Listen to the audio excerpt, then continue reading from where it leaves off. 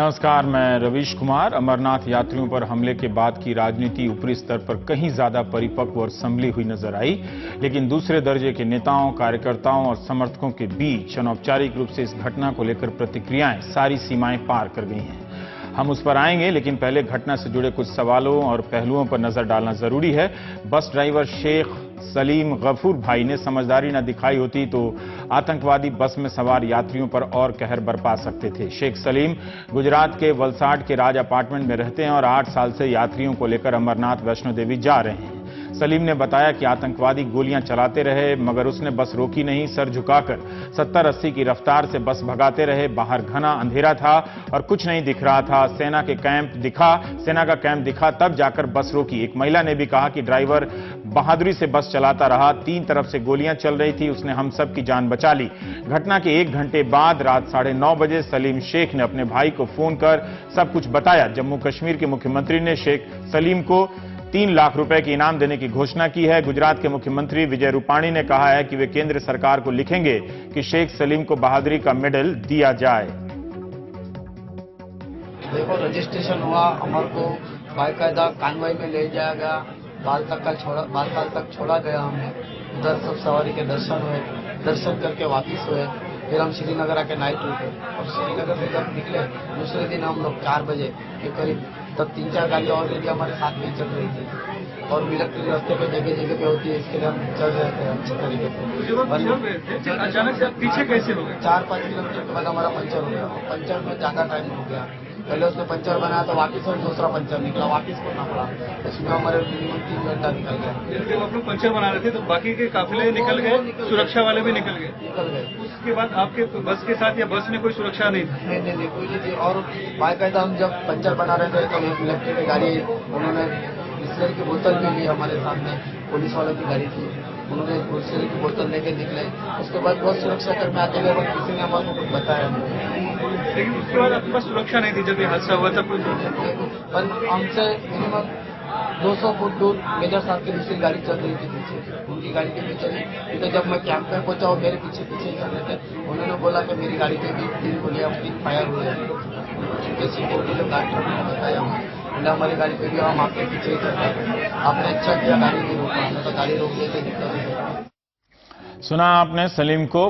बस का पंजीकरण हुआ था या नहीं? कल से अलग अलग सूत्रों के हवाले से खबर आ रही थी कि बस अमरनाथ श्राइन बोर्ड से रजिस्टर नहीं है, वरना उसे सुरक्षा काफिले के साथ दोपहर 12 बजे ही जवाहर टनल पार करा दिया जाता। सलीम कह रहे हैं कि बस का रजिस्ट्रेशन हुआ था और उसे काफिले के साथ, कॉन्वॉय के साथ बालटाल ले जाया गया था, वरना अगर रजिस्ट्रेशन नहीं होता तो यात्री दर्शन कैसे करते? 2 जुलाई को ही दर्शन हो चुका था इनका और उसके बाद यात्री पर्यटन पर थे। हमारे सहयोगी नजीर ने भी अपनी रिपोर्ट में लिखा है कि बस ने सुरक्षा के 6 नाके पार किए, मगर उसे रोका नहीं गया। यह कैसे हो सकता है कि खासकर तब जब वहां किसी भी मिनट आतंकवादी हमले की आशंका थी। सलीम ने यह भी बताया कि उसके साथ कुछ और बसें थी, मगर उसकी बस का टायर 2 बार पंचर हुआ तो बाकी बसें आगे निकल गईं और सुरक्षा की गाड़ियां भी। पंचर ठीक होने के बाद, और अभी बता भी रहे थे कि एक पुलिस की गाड़ी भी गुजरी जो बिस्लरी की बोतल मांगती है, यानी सबकी नजर उस बस पे थी, मगर किसी ने नहीं सोचा कि कुछ हो सकता है। हम बस को लेकर वो आगे निकला तो हमला हुआ। रास्ते में कुछ जगहों पर 2-3 सुरक्षा कर्मी दिखे, ये उसने मीडिया में बताया, मगर संख्या कम थी इसलिए वहां उसने बस नहीं रोकी। कहीं बयान है कि अंधेरा इतना था कि कुछ दिख नहीं रहा, कहीं बयान है कि 2-3 सिपाही सुरक्षा कर्मी ही दिख रहे थे तो बस नहीं रोकी। इसलिए लगता है कि सलीम का बयान महत्वपूर्ण होते हुए भी यह घटना की पूरी तस्वीर नहीं पेश कर रहा कि सुरक्षा की चूक कैसे हुई। जो अधिकारियों के जरिए सूत्रों के हवाले से खबरें आ रही हैं और जो सलीम की बात है, दोनों में बड़ा अंतर है। इसलिए इसे अंतिम जवाब नहीं माना जाना चाहिए। इस सवाल का जवाब अभी बाकी है कि बस किसके कहने से देर शाम श्रीनगर से रवाना हुई? क्या यात्रियों ने जोर दिया? जो बाकी बसें थी वो किसकी अनुमति से या किसके बताकर वो बसें निकली थी? क्या यात्रियों को नहीं पता था कि जोखिम का काम है इस वक्त वहां निकलना? राजीव रंजन ने अपनी रिपोर्ट में लिखा है कि जम्मू कश्मीर की पुलिस मानती है कि शाम 7 बजे के बाद हाईवे पर बस नहीं जा सकती थी। नियम ही नहीं है तो बस कैसे गई, और जब गई तब नाके पर किसी ने बस को रोका क्यों नहीं? भले ही राम माधव चूक को परिभाषित करते रहे, जो बीजेपी के नेता हैं, लेकिन उप मुख्यमंत्री भी मानते हैं कि सुरक्षा में चूक हुई है और इसकी जांच होनी चाहिए। कोई चूक नहीं हुई है। सिक्योरिटी फोर्सेस पर्याप्त तैयार रहे हैं, पर्याप्त सुरक्षा दी गई है। पिछले 15 दिन से यात्रा चलती रही है। 15 दिन की यात्रा शांतिपूर्ण रही। कल इसको चूक कहना नहीं, इसको इतना ही सोचना चाहिए कि सिक्योरिटी फोर्सेस को 100 आउट ऑफ 100 टाइम्स सफल होना पड़ता है। टेररिस्ट को 1 आउट ऑफ 100 टाइम्स भी सफल हो गया तो वो अपनी घटना को अंजाम दे सकता है। सिक्योरिटी फोर्सेस पूरा सतर्क है। दोबारा ऐसी घटना बिल्कुल ना घटे, उसकी पूरी व्यवस्था की जाएगी। Definitely there was a security lapse. We are inquiring into it, and whosoever is found responsible, the government will take action. But we have to look into all the circumstances. We need time for that, and I can assure the nation that the Jammu Kashmir government is very alert, and we are not taking any chance. Ram Madhav जिससे कह रहे थे कि चूक नहीं कहना चाहिए, वो दुनिया की तमाम डिक्शनरी के हिसाब से उसे ही चूक कहते हैं। महाराष्ट्र के डहाणू से निर्मल ठाकुर भी यात्रियों में शामिल थी। उनकी मौत हो गई। उनकी बेटी नीतू सिंह ने यात्रा आयोजकों पर लापरवाही का आरोप लगाया है। भाई हमारा तो जो ले गई है ना पुष्पा मैडम, वो है ना, वो क्या बोलती है, वो सब चीज बोलती मैं कर लूंगी, आप लोगों को कुछ नहीं करना है। और मम्मी को सिर्फ सब चीज बोलती कि हमें देख लूंगी, ऐसे करके लेके हो गई। हमने कुछ नहीं बोले, चलो हम उनसे उन्हीं के साथ तो कायम जाती थी, हमने विश्वास उन्हीं पे करके भेजी। और तो हमें कुछ मालूम नहीं। हमें तो ये भी नहीं पता कि वो गुजरात सरकार से उमरगांव से बस उठाई कि उन्होंने ये भी नहीं किया है कि गुजरात सरकार से परमिशन भी नहीं लिया है। वहाँ पे बोल रहे बस कैसे रात को बस उस घाटी में चलती नहीं है, कैसे गई बस, आखिर में क्यों चलाए ड्राइवर ने। निर्मला ठाकुर नाम था। इस घटना का देश भर में सभी समुदायों ने मिलकर विरोध किया है, लेकिन सोशल मीडिया पर कई लोग इस घटना के बहाने सांप्रदायिक उन्माद फैलाने का जो प्रयास कर रहे थे, उसका भी अलग से अध्ययन करना चाहिए। घटना को लेकर गुस्सा और प्रतिक्रिया की आड़ में जिम्मेदार व्यक्ति भी सुरक्षा को लेकर सवाल नहीं कर रहा था, कश्मीर की नीतियों की नाकामी को लेकर सवाल नहीं कर रहा था। उन लोगों पर सवाल करने लगा जिनका इस घटना से कोई लेना देना नहीं और जो पूर्व की हिंसात्मक घटनाओं की निंदा करते रहे हैं। इसी की चपेट में आकर एक महिला ने गृहमंत्री राजनाथ सिंह के ट्विटर पर अभद्र भाषा में उनसे कह दिया कि कश्मीरियत की परवाह किसे है इस वक्त, आपका काम तुष्टीकरण नहीं है, उन कायरों को खींचकर भून दीजिए। तो इस पर गृहमंत्री ने चुप्पी नहीं साधी और ना ही घुमा फिराकर जवाब दिया। उन्होंने कहा कि मिस कालरा, ये मेरा काम है कि मैं देश के हर हिस्से में शांति और सद्भाव बनाऊं। सभी कश्मीरी आतंकवादी नहीं होते हैं। पब्लिक स्पेस में राजनाथ सिंह का यह जवाब शानदार उदाहरण है। उन्होंने राजनीति की परवाह न करते हुए अपनी संवैधानिक जिम्मेदारी साफ शब्दों में बता दी कि गृह मंत्री का काम है कि कश्मीरियत की परवाह करे और सबकी सुरक्षा की चिंता करे। उन्होंने यह भी कहा कि सभी कश्मीरी आतंकवादी नहीं होते हैं। मिस कालरा भी राजनाथ सिंह की शालीनता के आगे शर्मसार हो गईं और उन्होंने अपना ट्वीट डिलीट कर दिया। इसके लिए मिस कालरा की भी तारीफ करनी चाहिए कि वे गृहमंत्री की बातों को समझ सकीं।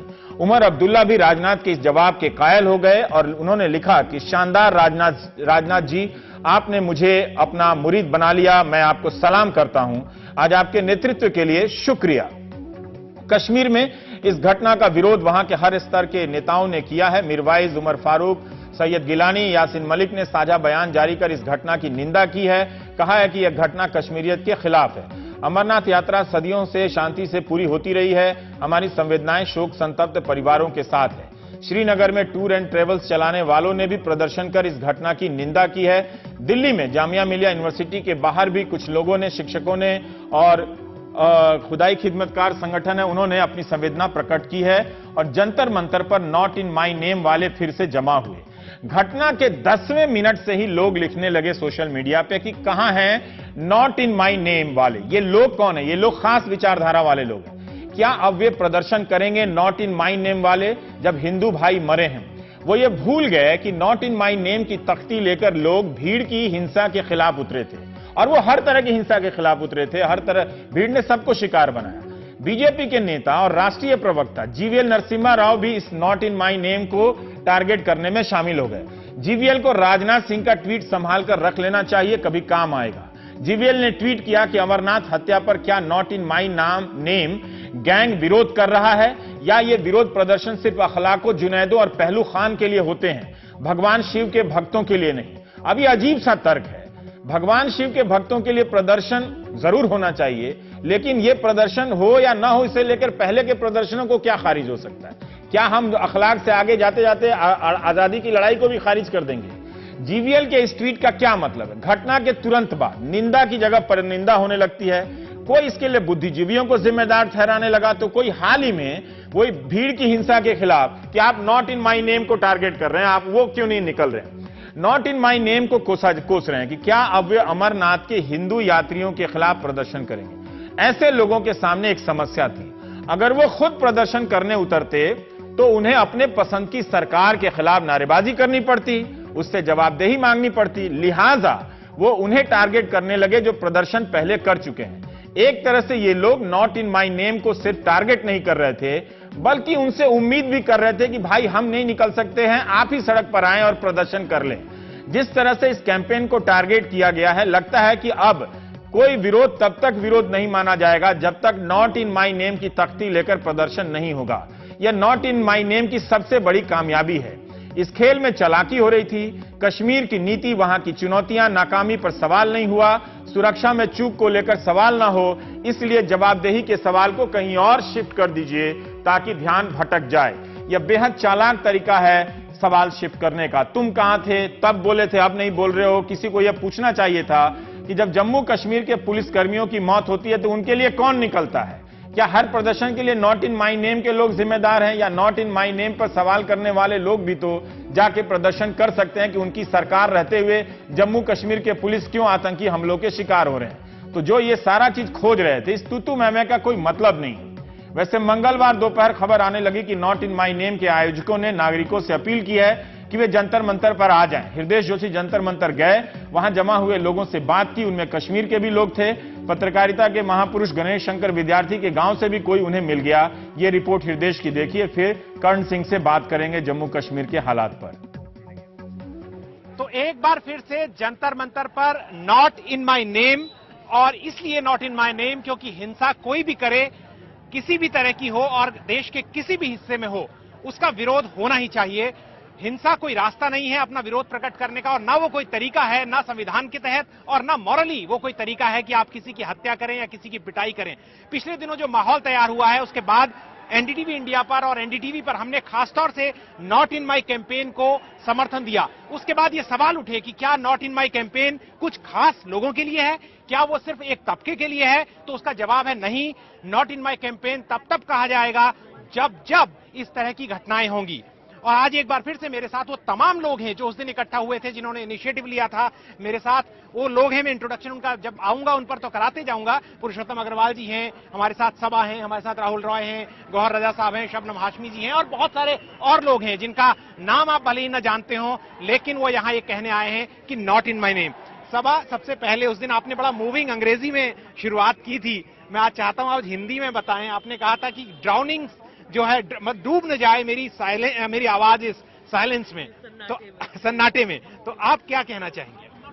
देखिए, खामोशी तो टूट गई है, और जो जाहिर है कि जिस तरह से जो प्रोटेस्ट वो पहले वाली थी वो फैली थी 28 जून वाली, तो जाहिर है कि वो जो खामोशी थी, उसकी बेचैनी थी, वो सिर्फ हम लोगों में नहीं थी, दुनिया देश भर में जो बाकी नागरिक थे वो भी इस चीज़ को महसूस कर रहे थे।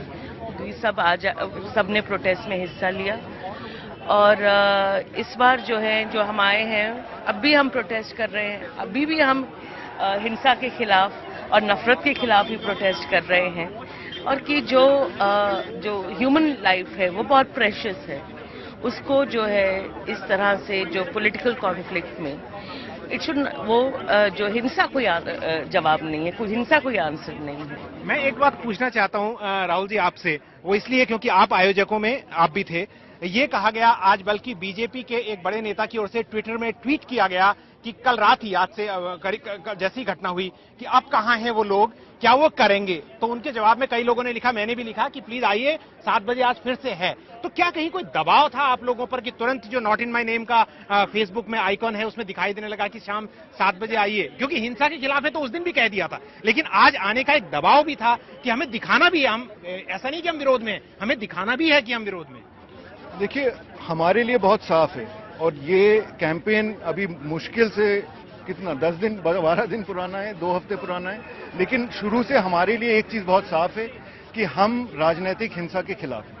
हमें लगता है कि जो स्थिति है इस वक्त देश में, वो हम एक ऐसे जगह खड़े हैं जहां से कि हम कभी भी इस सिचुएशन में गिर सकते हैं जहां की इस तरह का हिंसा होगी इस देश में कि जिसकी हम कल्पना भी नहीं कर सकते। तो हमारे लिए बहुत साफ है कि हम हर बार आएंगे जब भी हमें लगेगा कि राजनीतिक हिंसा के अंतर्गत लोगों की हत्या हुई है इस देश में, हम खड़े होंगे। हम इसके ऊपर नहीं खड़े होंगे कि वो जो मरे हुए लोग हैं वो कौन से मजहब से ताल्लुक रखते हैं, हमें उससे कोई मतलब नहीं है। अगर मैं राजू से रिक्वेस्ट कर सकूं, राजू अगर आप दिखा सके, मेरे पीछे एक प्लेकार्ड भी आया है कि घिरे हैं हम सवाल से, हमें जवाब चाहिए, सवाल दर जवाब है कि इंकलाब चाहिए। पुरुषोत्तम जी, मैं आपसे पूछना चाहता हूं, राहुल जी ने पुरजोर तरीके से कहा कि वो हर तरह की हिंसा के खिलाफ हैं, लेकिन क्या आप ये मानते हैं कि एक तरह का दबाव है कि एक, जिसे कभी कभी लोग कहते हैं ब्राह्मणिकल रिचुअल है कि मैं खड़ा नहीं हुआ तो फिर कहा जाएगा कि नहीं ये हिंसा के साथ है, जबकि मैं नहीं हूं?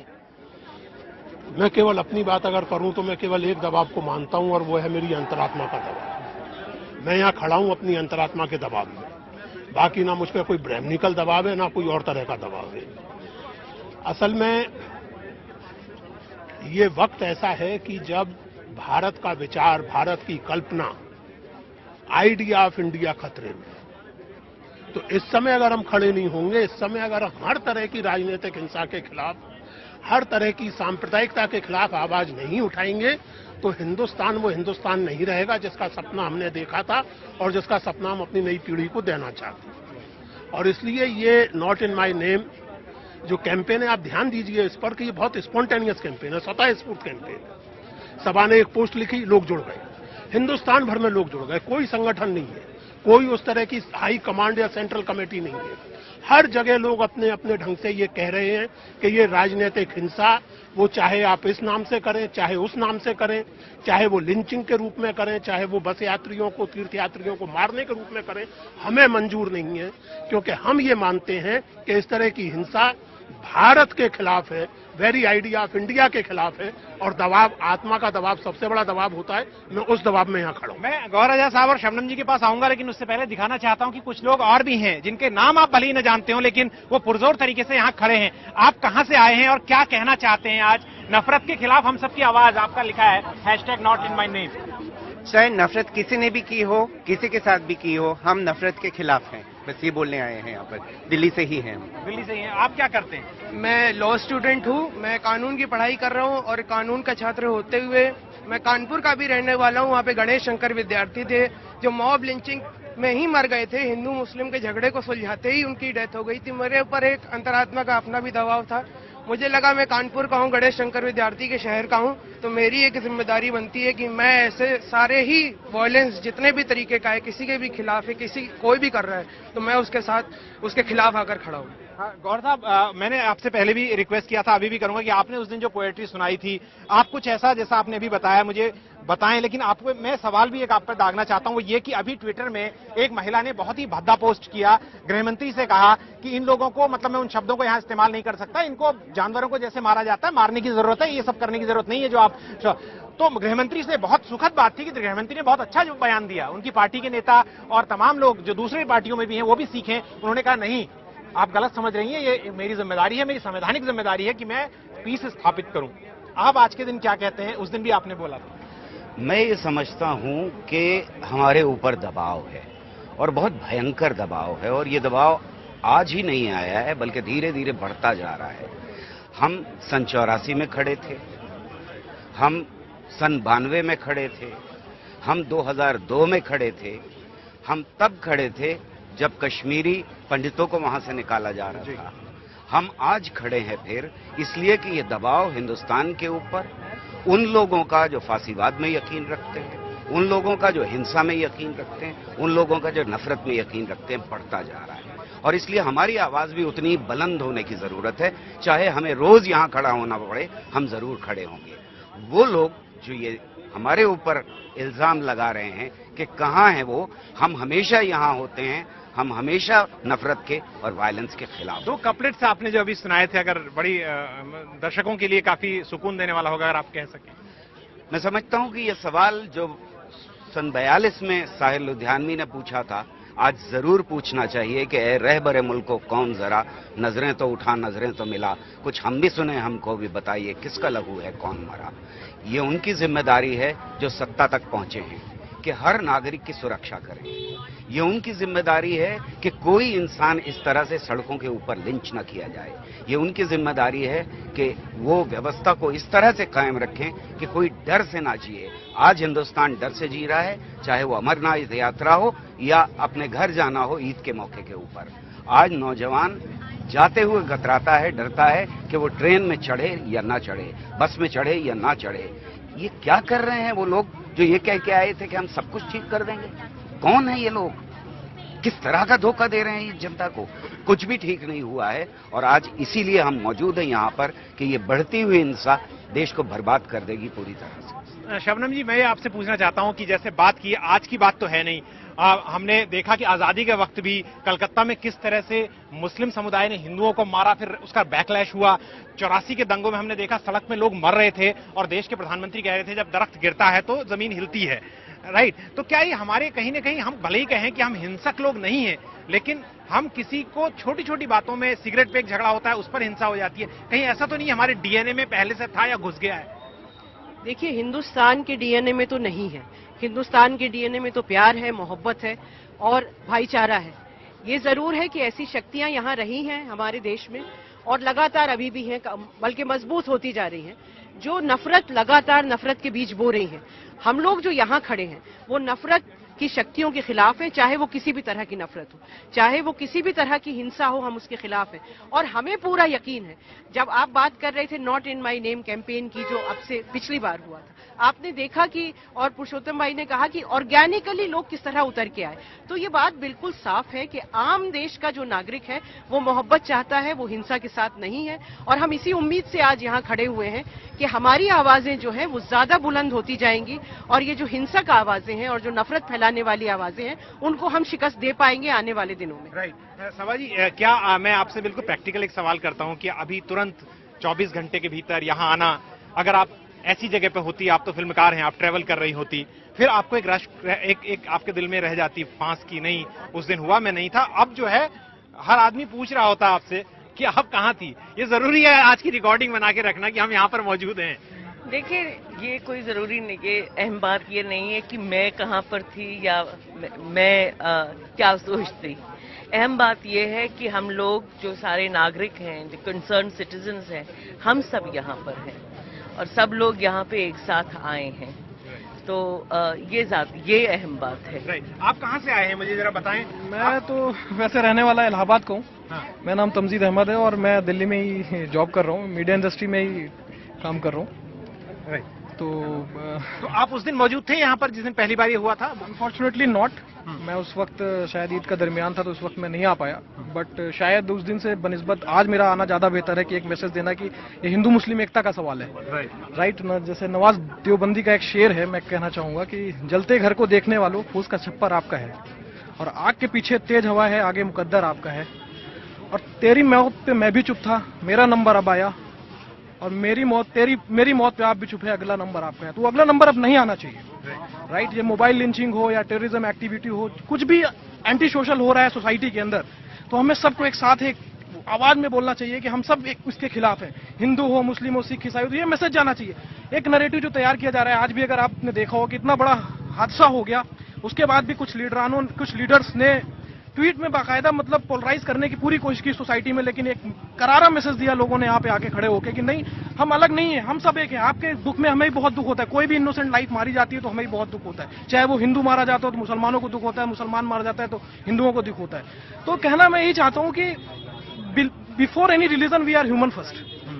सो this is I mean this message which I personally want to convey about this, that कि इंसान हम पहले हैं, बाद में हम किसी धर्म के हैं। मैं राजू जी से रिक्वेस्ट करूंगा कि वो थोड़ा एक बार फिर कैमरा घुमा के दिखाएं कि यहाँ पर लोग इकट्ठा हैं। ऐसा नहीं है कि लोग नहीं है। उस दिन भी बरसात हो रही थी और आज तो उस वक्त बरसात हो रही है जबकि ये काम जो है जिस समय ये प्रोटेस्ट चल रहा है, ये एक तरह से हम लोग खड़े हैं विरोध के लिए। राहुल जी, क्या ऐसा है?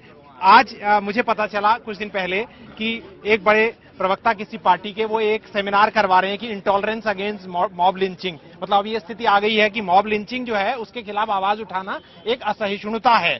आपको लगता है कि थोड़ा दिमागी रूप से भी हम बीमार होते जा रहे हैं कि मतलब मैं खड़ा हुआ, मैंने कहा कि हिंसा नहीं होनी चाहिए, वो मेरे को ये कहते हैं कि आप बार बार खड़े तो नहीं होते, एक ही वक्त खड़े होते हैं और मैं इस पे सेमिनार करूंगा।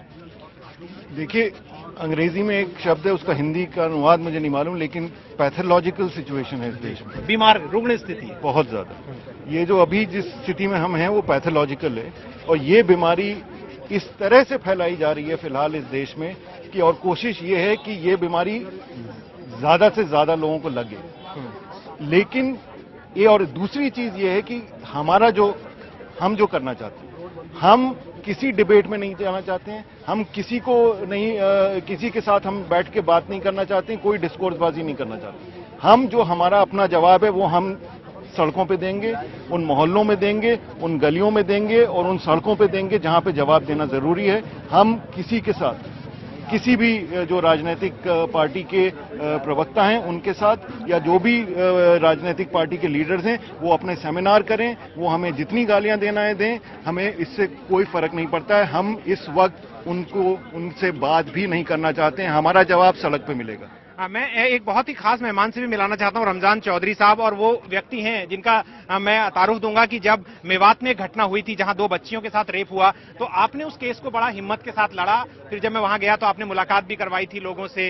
रमजान भाई, मेवात में क्या हाल है? क्या आपको लग रहा है कि देश की दूसरी जगहों में भी लोग ऐसे खड़े होंगे? बिल्कुल, डींगरहेड़ी में जब आए थे तो हमको लगा था कि शायद अब और नहीं, लेकिन उसके बाद पहलू और उसके बाद जुनैद, जो लगातार इस सिलसिले में ये घटनाएं हो रही हैं, उनको लेकर हम बड़े तशवीश में हैं। और हम 2 जुलाई को यहाँ आए थे और हम आज यहाँ ये कहने आए हैं कि ये मुल्क जो है तमाम मजहबों का एक साझा संस्कृति का गहवारा है और ये मुल्क प्यार से और मोहब्बत से चलेगा, नफरतों से नहीं। तो हम पैगाम देने आए हैं कि हम सब समाज के लोग, मजहबों के लोग इकट्ठा होकर ऐसी ताकतों के खिलाफ लड़ेंगे और नफरत को खत्म करेंगे, मोहब्बत का पैगाम देंगे। मेरे साथी अमितेश भी आज मेरे साथ आए थे, अभी मुझे दिख नहीं रहे हैं। अमितेश, आपने बहुत जिद किया, मैं दर्शकों को बताना चाहता हूँ कि क्या न्यूज रूम में भी हाल होता है। आपने बहुत कहा कि नहीं, जाना है और जरूर पहुंचना है। क्या आपके दिमाग में उस वक्त चल रहा था? मुझे दिमाग में लग रहा था कि जैसे हम लोग इस तरह के में जाते हैं तो हमको ऐसे सॉलिडारिटी प्रदर्शित करने भी जाना चाहिए, और जहां भी इस तरह के आयोजन होते हैं, जैसे शहीदों के साथ, जैसे वो जहां पे मरे हैं, ऐसे घटनाएं हुई है, उस पर बात करने के अलावा हमें एक ये भी तरीका है कि इसमें जुट के भी हम उनके प्रति संवेदना व्यक्त कर सकते हैं। इसलिए हमको जाना चाहिए, किसी के दबाव में नहीं, लेकिन अपनी चेतना से हमें ऐसे आयोजनों में शरीक होना चाहिए। तो आप कश्मीर से यहाँ पर पहुंचे हैं, क्या नाम है आपका और क्या मैसेज आपका यहाँ है? जी, मैं सलमान निजामी हूँ। सबसे बड़ी बात यह है कि ये पहली बार हिस्ट्री में हुआ कि जिस तरीके से कश्मीर में भी आज शाम को प्रताप पार्क में भारी तादाद में लोगों ने प्रदर्शन किया और ये एक संदेश दिया पूरे हिंदुस्तान को, पूरे मुल्क को कि हम आतंकवाद के खिलाफ, ये जैसे कुछ लोग जो सोशल मीडिया में चला रहे हैं कि ये किसी पर्टिकुलर कम्युनिटी के लोग किया, लेकिन कल जो आतंकवादी वहां पकड़ा गया वो एक मुस्लिम नहीं था। ये जो लोगों ने एक यूनिटी का एक पैगाम दिया है, बहुत बड़ा मैसेज है पूरे हिंदुस्तान के लोगों से, क्योंकि यात्री जो थे वो हिंदू थे बेशक, कल को मुसलमान भी उसकी जद में आ सकता है, लेकिन ये एक मैसेज पूरे हिंदुस्तान कौम की तरफ से उन ताकतों को है कि हम बटे नहीं हुए हैं, हम एक है, पूरा हिंदुस्तान एक है और हमने आतंकवाद को खत्म करना। बहुत बहुत शुक्रिया। तो जैसा हमने आपको दिखाने की कोशिश की, बताने की कोशिश की, इस पूरे कार्यक्रम में एक ही बात कहने की कोशिश है, एक ही बात कहना हम यहाँ पर चाहते हैं, वो ये है कि हिंसा नहीं, हिंसा किसी के नाम पर नहीं, हिंसा किसी जगह पर नहीं और हिंसा किसी के द्वारा नहीं। बहुत सारे लोग यहाँ पर और मौजूद हैं जिनसे मैं बात कर सकता हूँ, कुछ बात करना चाहते हैं, कुछ मौन रहकर, चुपचाप रहकर, बिना टीवी में आए अपना प्रोटेस्ट करना चाहते हैं। उन सब की हिम्मत को, उन सब के जज्बे को सलाम। वापस चलते हैं स्टूडियो।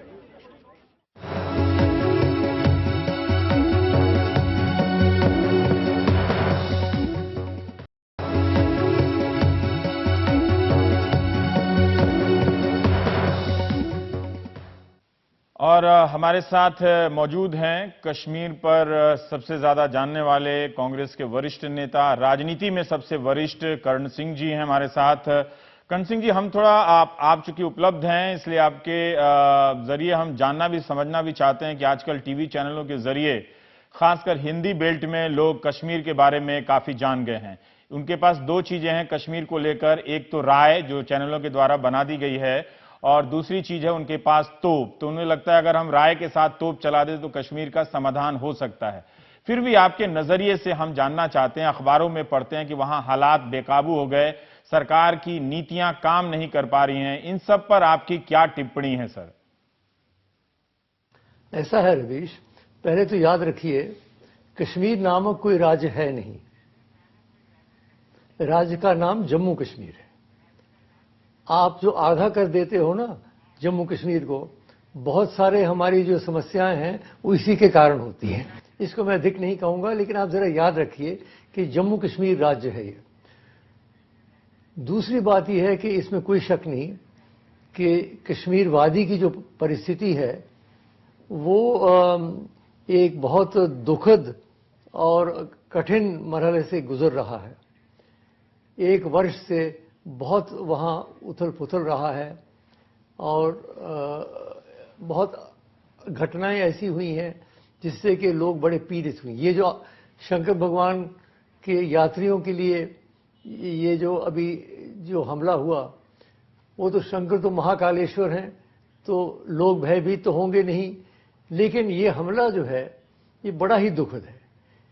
दो बातें हैं इसमें। पहली बात तो ये है कि जब हमें बताया गया कि सारा रूट सैनिटाइज्ड है, तो ये हमला हुआ कैसे, एक तो इसके बारे में देखना पड़ेगा। दूसरा, अगर आप वैसे परिस्थितियां देखें 2-3 महीने में जो हो रही हैं, वो कुछ ऐसे लग रहा है कि कश्मीर वादी की बेलगाम जैसी हो गई है, कोई नेतृत्व जैसा नहीं स्पष्ट लग रहा है। इसीलिए मैंने ये सुझाव दिया है कि कुछ महीनों के लिए वहाँ गवर्नर्स रूल लगाया जाए, असेंबली को बर्खास्त नहीं किया जाए, सस्पेंडेड रखा जाए, और फिर कुछ समय मिलेगा सबको श्वास लेने का, सोचने का, क्या करना चाहिए क्या नहीं, क्योंकि इतना गंभीर और कठिन मसला है कि केवल एक फिक्रे में इसका हम समाधान नहीं दे सकते। पर सर, जिस तरह से कर्ण सिंह जी, आप ये मानते हैं कि वहां एक राजनीतिक प्रयोग हुआ था, 2 ध्रुव विचारधारा के राजनीतिक दल साथ आए थे और अभी भी वो 2 बार साथ ही आए और साथ बने हुए हैं। आपको लगता है कि हमें ये स्वीकार कर लेने का वक्त आ गया है कि वो प्रयोग फेल हो गया है? तो गवर्नर रूल कैसे सफल हो सकेगा, मैं ये जरा समझना चाहता हूं। देखिए, मैं तो समझता हूं कि वो प्रयोग असफल रहा है। अगर आप एजेंडा फॉर अलायंस पढ़ें, जब ये सरकार बनी थी तो एजेंडा फॉर अलायंस हुआ था, मुफ्ती साहब उस वक्त जीवित थे। अब आप देखें कि 3 साल में वो एजेंडा फॉर अलायंस कहां गया, कोई उसमें चीज आगे बढ़ी? आप स्वयं देख लीजिए। तो मुझे तो लगता है कि ये जो मुफ्ती साहब का बड़ा अच्छा प्रशंसनीय प्रयास था, मैं उसकी टिप्पणी नहीं कर रहा हूं कि नॉर्थ पोल और साउथ पोल को इकट्ठा लाया जाए, लेकिन भूगोल कहो कि राजनीति कहो, बड़ा कठिन है नॉर्थ पोल और साउथ पोल को इकट्ठा लाना। और मुझे लगता है कि इस वक्त जो हम अगर मूल्यांकन करें, अब तक तो ये असफल रहा है। कई बार कहा जाता है कि प्रधानमंत्री की नीति क्या है कश्मीर पर, यह स्पष्ट नहीं होती है। क्या ये वाकई आपको उनकी नीतियों में अस्पष्टता नजर आती है, या वो बिना बोले कुछ ऐसी योजनाओं पर काम कर रहे हैं जिसका नतीजा शायद हमें भविष्य में दिखने वाला हो? देखिए, मैं प्रधानमंत्री जी के बारे में कोई टिप्पणी नहीं करना चाहता। मैं तो कश्मीर वादी की जो परिस्थितियां हैं उसको देख के बोल रहा हूं। और एक बात और कहना चाहता हूं, कश्मीर की जो कश्मीरी पुलिस है, उन्होंने कितना अच्छा काम किया। हजारों कश्मीरी पुलिस वाले हैं, वो अपने जान को खतरे में डाल रहे हैं, अपने परिवारों को खतरे में डाल रहे हैं, उनको धमकियां मिल रही हैं, लेकिन वो अपने खड़े हैं। तो हमें ये नहीं कहना चाहिए कि सारे कश्मीरी जो हैं वो विरुद्ध हो गए हैं। आप देखिए, जब कोई नौकरी खुलती है या रिक्रूटमेंट होती है तो हजारों कश्मीरी नौजवान आगे आते हैं। लेकिन इसमें कोई शक, ये भी कोई शक नहीं है कि बहुत सशक्त ऐसी शक्तियां हैं जो कि अब विरोध में चल रही हैं, विरोध कर रही हैं। और ये जो अब क्यों हुआ भैया, देखिए ऐसा है, मैं तो 70 साल से ये देख रहा हूं। आपको मैं एक फिक्रे में क्या बताऊं कि ऐसा क्यों हुआ। गृह मंत्री जो हुआ सो हुआ। गृह मंत्री राजनाथ सिंह ने आज ये बात, आपकी बात ही कही है कि सभी कश्मीरी आतंकवादी नहीं हैं और उन्हें उनका काम है, उनका ये दायित्व है कि वो कश्मीरियत की भी फिक्र करें। लेकिन आपने अपने बयान में एक बात की तरफ इशारा किया है कि ये जो घटना है अमरनाथ की, कश्मीरी जनता पर को प्रभावित तो करती ही है, इस्लाम को भी प्रभावित करती है। हमें कई हलकों से ये खबर मिलती है कि वहां पर एक तरह का कट्टरपन इस्लाम उभर रहा है और जो उन कश्मीर की मांग है या उनके जो मुद्दे हैं उसको एक इस्लामिक चरित्र देने का प्रयास कर रहा है। इस पर मैं आपकी टिप्पणी चाहता हूं। जी, मुझे लगता है कि ये कश्मीरियत का विरोध है, क्योंकि कश्मीरियत जो है उसका मुख्य जो आधार था ये समन्वय, हिंदू और सिखों का और मुसलमानों का परस्पर समभाव बना रहे।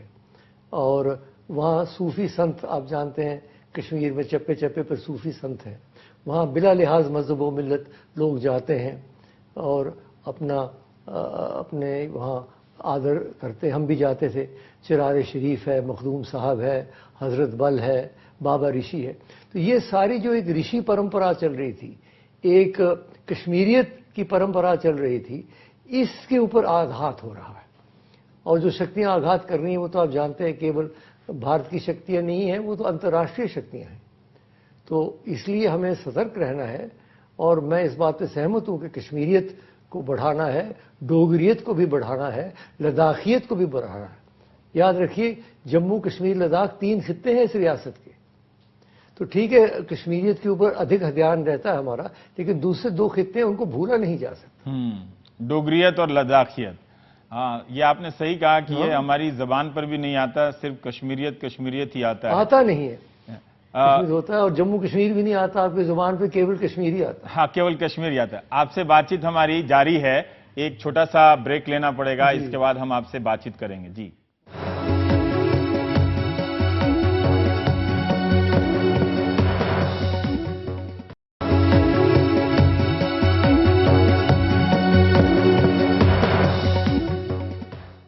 और हम ब्रेक से लौट आए हैं। करण सिंह जी, एक मेरा सवाल है, ये जो घटना हुई है अनंतनाग की, अमरनाथ यात्रियों को निशाना बनाया गया, आप खुद इन अनुभवों से वाकिफ रहे हैं, खुद भी आप शिव के इतने बड़े भक्त हैं आप। मैं थोड़ा सा जानना चाहता हूं कि आपकी क्या टिप्पणी है इस घटना को लेकर, सुरक्षा को लेकर। अब ऐसी भयंकर घटना के ऊपर टिप्पणी क्या किया जाए।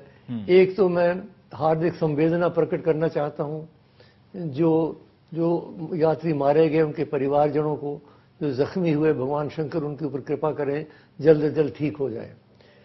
अब इसमें टिप्पणी तो यही है कि वो अब कहते हैं कि बस निकली थी समय के बाद। वो बस निकली क्यों, उसको कैसे निकलने दिया, बहुत सारे प्रश्न हैं। अभी तक सारा मामला स्पष्ट नहीं हुआ है।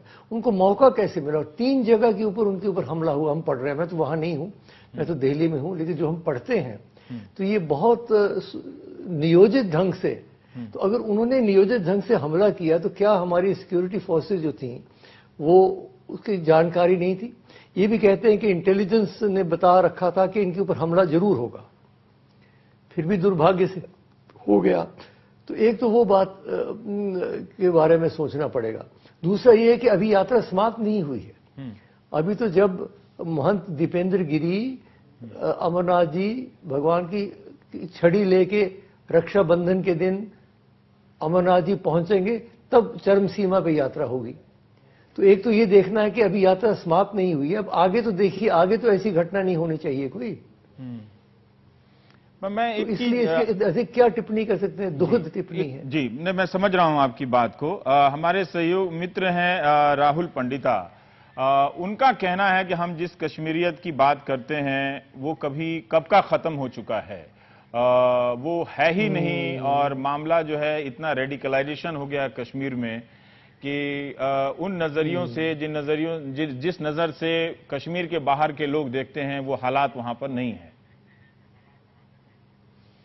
हाँ, पंडित जी तो बड़े, एक तो कश्मीरी पंडितों के साथ बहुत ही अन्याय हुआ। सारे की सारी जो समाज था, कश्मीरी पंडित समाज, वो सब वहां से निकल आया और बड़े बड़े दुखी हैं।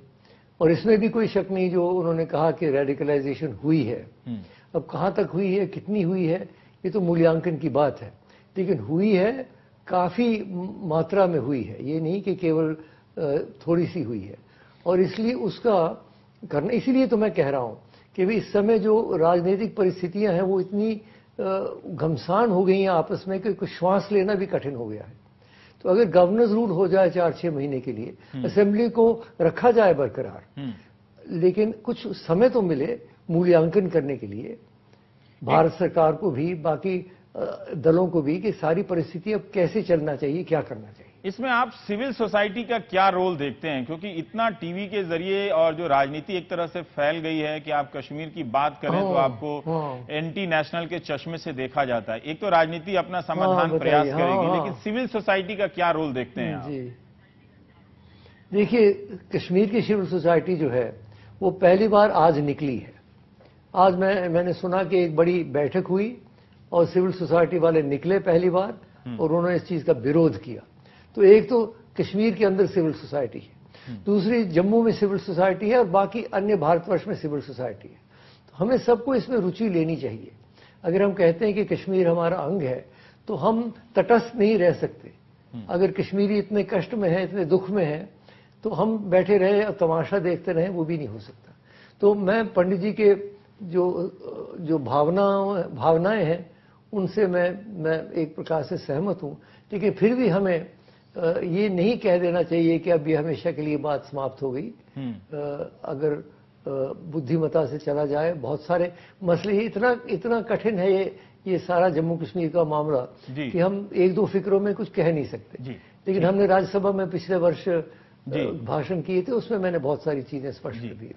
मैं एक बार फिर से उस भाषण को पढ़ूंगा भी। बहुत बहुत शुक्रिया कर्ण सिंह जी से बातचीत करने के लिए। आप देख रहे थे प्राइम टाइम। नमस्कार। जी धन्यवाद धन्यवाद धन्यवाद।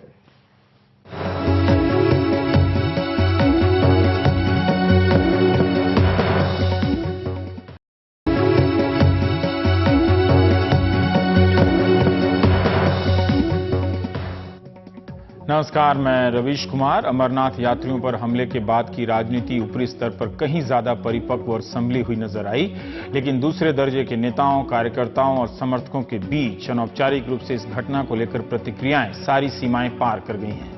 हम उस पर आएंगे, लेकिन पहले घटना से जुड़े कुछ सवालों और पहलुओं पर नजर डालना जरूरी है। बस ड्राइवर शेख सलीम गफूर भाई ने समझदारी न दिखाई होती तो आतंकवादी बस में सवार यात्रियों पर और कहर बरपा सकते थे। शेख सलीम गुजरात के वलसाड के राज अपार्टमेंट में रहते हैं और 8 साल से यात्रियों को लेकर अमरनाथ वैष्णो देवी जा रहे हैं। सलीम ने बताया कि आतंकवादी गोलियां चलाते रहे, मगर उसने बस रोकी नहीं। सर झुकाकर 70-80 की रफ्तार से बस भगाते रहे। बाहर घना अंधेरा था और कुछ नहीं दिख रहा था। सेना का कैंप दिखा तब जाकर बस रोकी। एक महिला ने भी कहा कि ड्राइवर बहादुरी से बस चलाता रहा। 3 तरफ से गोलियां चल रही थी, उसने हम सब की जान बचा ली। घटना के 1 घंटे बाद रात 9:30 बजे सलीम शेख ने अपने भाई को फोन कर सब कुछ बताया। जम्मू कश्मीर के मुख्यमंत्री ने शेख सलीम को 3 लाख रुपए की इनाम देने की घोषणा की है। गुजरात के मुख्यमंत्री विजय रूपाणी ने कहा है कि वे केंद्र सरकार को लिखेंगे कि शेख सलीम को बहादुरी का मेडल दिया जाए। देखो, रजिस्ट्रेशन हुआ, हमारे को बाकायदा कानवाई में ले जाया गया, बालताल तक छोड़ा गया। हमें उधर सब सवारी के दर्शन करके वापिस हुए। फिर हम श्रीनगर आके नाइट रुके और श्रीनगर से जब निकले दूसरे दिन हम लोग 4 बजे के करीब, तब 3-4 गाड़ी ऑलरेडी हमारे साथ में चल रही थी और मिलिट्री रास्ते पे जगह पे होती है, इसके लिए हम चल रहे थे अच्छे तरीके से। अचानक से पीछे कैसे हो गए? 4-5 किलोमीटर के बाद हमारा पंचर हो गया। पंचर में ज्यादा टाइम हो गया। पहले उसने पंचर बनाया तो वापिस और दूसरा पंचर निकला, वापिस करना पड़ा। इसमें हमारे मिनिमम 3 घंटा निकल गया। जब आप लोग पंचर बना रहे थे तो बाकी के काफिले निकल गए, सुरक्षा वाले भी निकल गए। उसके बाद आपके बस के साथ या बस में कोई सुरक्षा नहीं थी? नहीं, कोई नहीं थी। और बाकायदा हम जब पंचर बना रहे थे तो एक इलेक्ट्रिक की गाड़ी, उन्होंने बिस्लरी की बोतल भी ली हमारे सामने। पुलिस वालों की गाड़ी थी, उन्होंने बिस्लरी की बोतल लेके निकले। उसके बाद बहुत सुरक्षा कर्मी आते गए, बट किसी ने हमारे को कुछ बताया नहीं। लेकिन उसके बाद आपके पास सुरक्षा नहीं थी जब ये हादसा हुआ तब? पर हमसे मिनिमम 200 फुट दूर मेजर साहब की दूसरी गाड़ी चल रही थी पीछे, उनकी गाड़ी के पीछे नहीं। तो जब मैं कैंप में पहुंचा, वो मेरे पीछे ही चल रहे थे। उन्होंने बोला कि मेरी गाड़ी पे भी 3 गोलियां फायर हुई है। सिक्योरिटी के डॉक्टर ने बताया हमारी गाड़ी पे भी हम आपके पीछे ही चल रहे थे। आपने अच्छा किया गाड़ी नहीं रोका, हमने तो गाड़ी रोक लेते दिक्कत। उसकी पूरी व्यवस्था की जाएगी। definitely there was a security lapse. We are inquiring into it, and whosoever is found responsible, the government will take action. But we have to look into all the circumstances. We need time for that, and I can assure the nation that the Jammu Kashmir government is very alert, and we are not taking any chance. Ram Madhav जिससे कह रहे थे कि चूक नहीं कहना चाहिए, वो दुनिया की तमाम डिक्शनरी के हिसाब से उसे ही चूक कहते हैं। महाराष्ट्र के डहाणू से निर्मल ठाकुर भी यात्रियों में शामिल थी, उनकी मौत हो गई। उनकी बेटी नीतू सिंह ने यात्रा आयोजकों पर लापरवाही का आरोप लगाया है। भाई हमारा तो जो ले गई है ना पुष्पा मैडम, वो है ना, वो क्या बोलती, वो सब चीज बोलती मैं कर लूंगी, आप लोगों को कुछ नहीं करना है। और मम्मी को सिर्फ सब चीज बोलती कि हमें देख लूंगी, ऐसे करके लेके हो गई। हमने कुछ नहीं बोले, चलो हम उनसे उन्हीं के साथ तो कायम जाती थी, हमने विश्वास उन्हीं पे करके भेजी। और तो हमें कुछ मालूम नहीं, हमें तो ये भी नहीं पता कि वो गुजरात सरकार से उमरगांव से बस उठाई, कि उसने ये भी नहीं किया है कि गुजरात सरकार से परमिशन भी नहीं लिया है। वहाँ पे बोल रहे बस कैसे रात को बस उस घाटी में चलती नहीं है, कैसे गई बस, आखिर में क्यों चलाए ड्राइवर ने। निर्मला ठाकुर नाम था। इस घटना का देश भर में सभी समुदायों ने मिलकर विरोध किया है, लेकिन सोशल मीडिया पर कई लोग इस घटना के बहाने सांप्रदायिक उन्माद फैलाने का जो प्रयास कर रहे थे, उसका भी अलग से अध्ययन करना चाहिए। घटना को लेकर गुस्सा और प्रतिक्रिया की आड़ में जिम्मेदार व्यक्ति भी सुरक्षा को लेकर सवाल नहीं कर रहा था, कश्मीर की नीतियों की नाकामी को लेकर सवाल नहीं कर रहा था। उन लोगों पर सवाल करने लगा जिनका इस घटना से कोई लेना देना नहीं और जो पूर्व की हिंसात्मक घटनाओं की निंदा करते रहे हैं। इसी की चपेट में आकर एक महिला ने गृहमंत्री राजनाथ सिंह के ट्विटर पर अभद्र भाषा में उनसे कह दिया कि कश्मीरियत की परवाह किसे है, इस वक्त आपका काम तुष्टीकरण नहीं है, उन कायरों को खींचकर भून दीजिए। तो इस पर गृहमंत्री ने चुप्पी नहीं साधी और ना ही घुमा फिराकर जवाब दिया। उन्होंने कहा कि मिस कालरा, ये मेरा काम है कि मैं देश के हर हिस्से में शांति और सद्भाव बनाऊं। सभी कश्मीरी आतंकवादी नहीं होते हैं। पब्लिक स्पेस में राजनाथ सिंह का यह जवाब शानदार उदाहरण है। उन्होंने राजनीति की परवाह न करते हुए अपनी संवैधानिक जिम्मेदारी साफ शब्दों में बता दी कि गृह मंत्री का काम है कि कश्मीरियत की परवाह करे और सबकी सुरक्षा की चिंता करे। उन्होंने यह भी कहा कि सभी कश्मीरी आतंकवादी नहीं होते हैं। मिस कालरा भी राजनाथ सिंह की शालीनता के आगे शर्मसार हो गईं और उन्होंने अपना ट्वीट डिलीट कर दिया।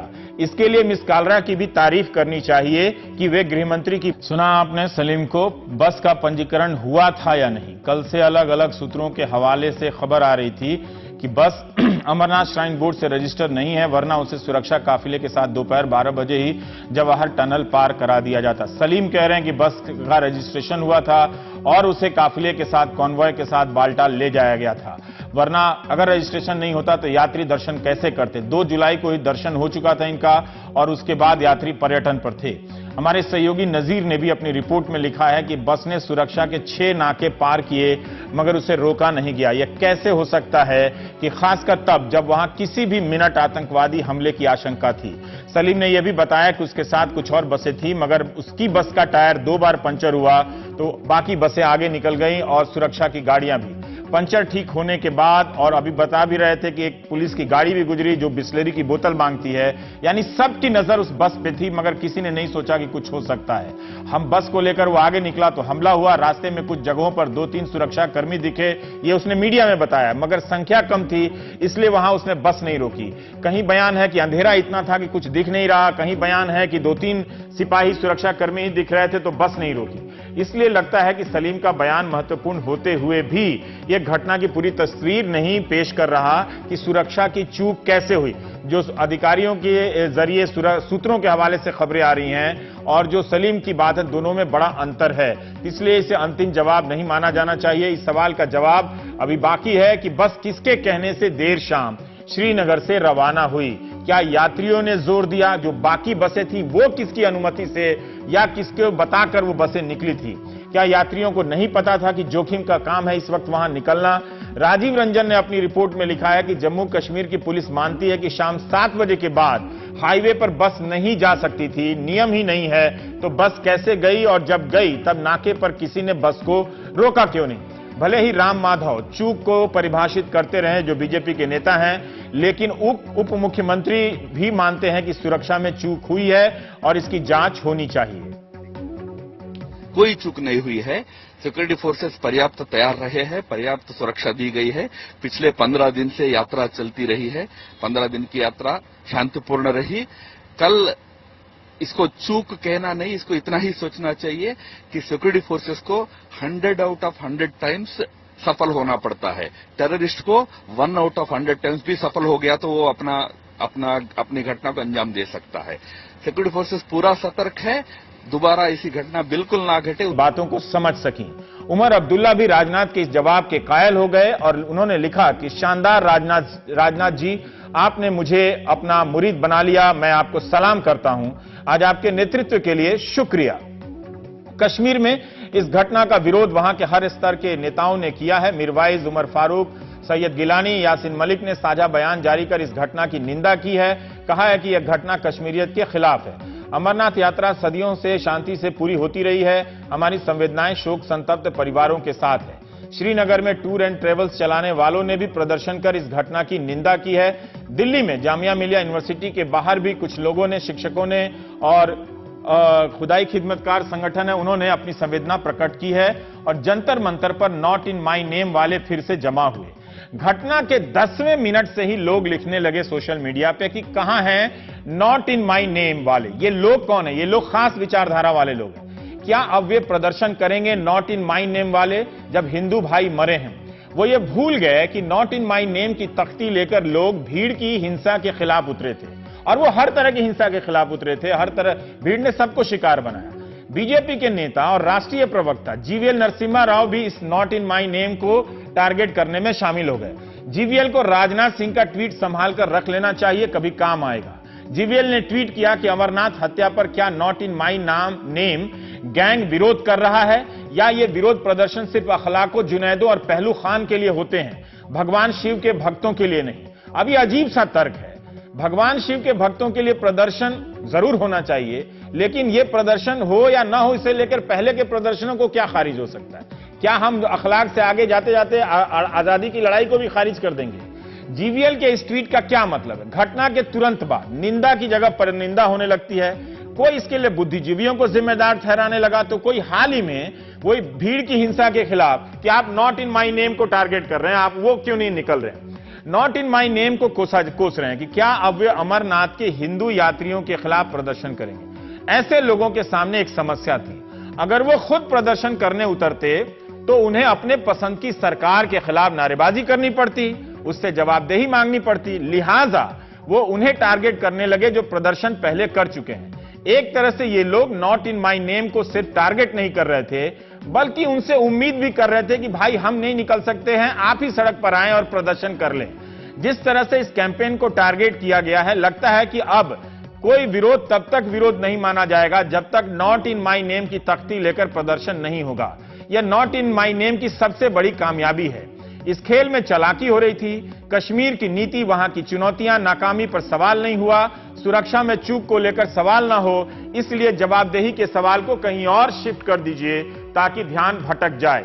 यह बेहद चालाक तरीका है सवाल शिफ्ट करने का। तुम कहां थे? तब बोले थे, अब नहीं बोल रहे हो। किसी को यह पूछना चाहिए था कि जब जम्मू कश्मीर के पुलिस कर्मियों की मौत होती है तो उनके लिए कौन निकलता है? क्या हर प्रदर्शन के लिए नॉट इन माई नेम के लोग जिम्मेदार हैं, या नॉट इन माई नेम पर सवाल करने वाले लोग भी तो जाके प्रदर्शन कर सकते हैं कि उनकी सरकार रहते हुए जम्मू कश्मीर के पुलिस क्यों आतंकी हमलों के शिकार हो रहे हैं? तो जो ये सारा चीज खोज रहे थे, इस तूतू मैमे का कोई मतलब नहीं। वैसे मंगलवार दोपहर खबर आने लगी कि नॉट इन माई नेम के आयोजकों ने नागरिकों से अपील की है कि वे जंतर मंतर पर आ जाएं। हृदय जोशी जंतर मंतर गए, वहां जमा हुए लोगों से बात की। उनमें कश्मीर के भी लोग थे।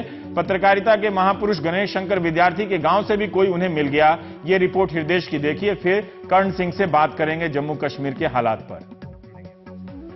तो एक बार फिर से जंतर मंतर पर नॉट इन माई नेम, और इसलिए नॉट इन माई नेम क्योंकि हिंसा कोई भी करे, किसी भी तरह की हो और देश के किसी भी हिस्से में हो, उसका विरोध होना ही चाहिए। हिंसा कोई रास्ता नहीं है अपना विरोध प्रकट करने का, और ना वो कोई तरीका है, ना संविधान के तहत और ना मॉरली वो कोई तरीका है कि आप किसी की हत्या करें या किसी की पिटाई करें।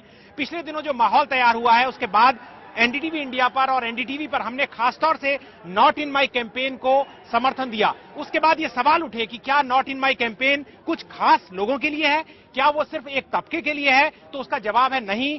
नॉट इन माई कैंपेन तब कहा जाएगा जब इस तरह की घटनाएं होंगी। और आज एक बार फिर से मेरे साथ वो तमाम लोग हैं जो उस दिन इकट्ठा हुए थे, जिन्होंने इनिशिएटिव लिया था।